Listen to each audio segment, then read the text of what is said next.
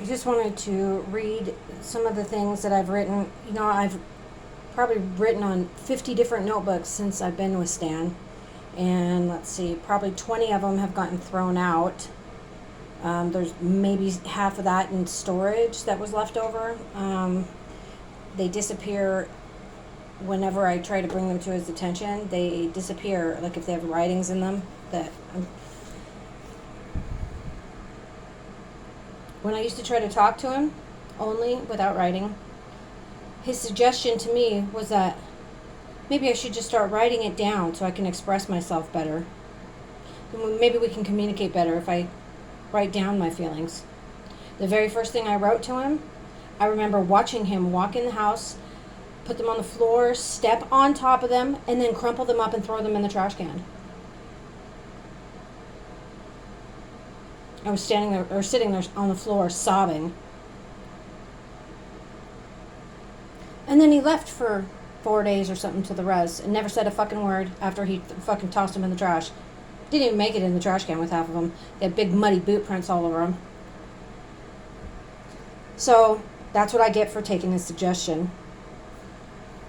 But anyways, I still do write down all the time so that hopefully somebody gets this message when I'm gone about the things that really went on in our relationship, because he is as believable as a freaking red carpet actor for being normal and being victimized, being the victim in every situation. He's always, oh man, poor guy, he's really had a bad go of it.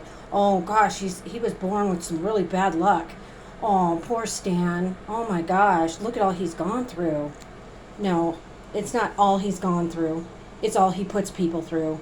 And it's all people endure behind closed doors when nobody else is there. So anyways, I'm going to read this one thing because I have a feeling that this will get tossed since the whole top half of the notebook is gone, has been taken off and is in some garbage somewhere, I'm sure, or fire pit. Let's see, when I first got here, I wrote, I'm now officially out of shoes, except for one pair of high-heeled dress boots. I'm out of the small bag of tobacco. I haven't been able to dye my hair for 2 months. I've quit mentioning that I need to go to the store for personal things. Because no matter what, even if I'm standing right in front of him, when I start having an allergic reaction like hives or bright red spreading rashes, or start sweating and get fevers, or start running to the bathroom all the time to throw up. I used to black out a lot more. I used to black out constantly. Many times I'm suddenly incoherent. I'll be super dizzy and can't stand up. I'll be barely able to talk.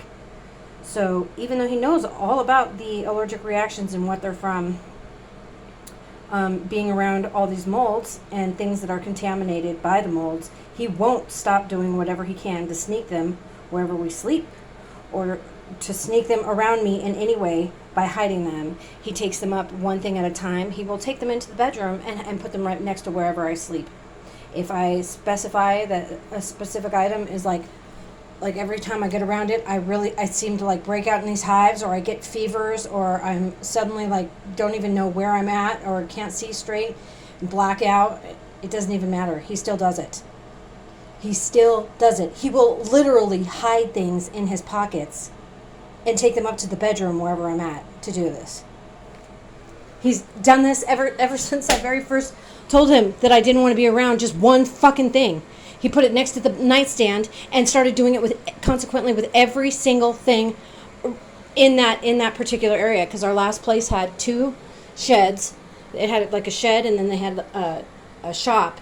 And one of them on the inside was solid black mold, wall to wall. You close that door, and the other half of the door, and all the way up and around inside the ceiling, everything. It was a really old house from the 1930s. And guess what? The lady who owned it, who was in perfect health, never smoked cigarettes, never did drugs, that woman who grew all of her own food and couldn't have lived a more pristine and pure lifestyle of anybody I've ever met in my life. That woman died of a brain tumor. The woman who lived there and worked on that house and was inside that shed years later got one of the fastest known brain cancers and died of a brain tumor within the year of being diagnosed. And Stan could not leave anything in that fucking shed alone once I mentioned it. The second I told him that all of that in there was mold, when you turn the lights on, you see it's solid mold. From that point on, everything in there slowly just made its way into the house, into the bedroom, on the countertop where the dishes are. Every fucking thing I've ever mentioned, he's done that with. His disgusting, pure sense of like elated joy and happiness when he sees me in the worst dire pain is one of the scariest fucking experiences I've ever had. It is pure fucking evil.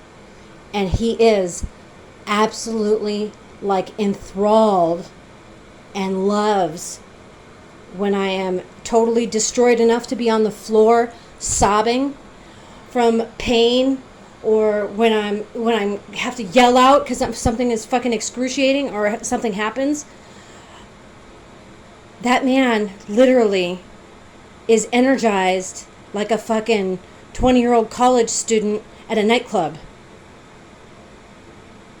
Literally gets up, gets himself dressed no matter what time, what day, or what mood he was in 5 minutes before, and gets ready to go so he can go leave and go party.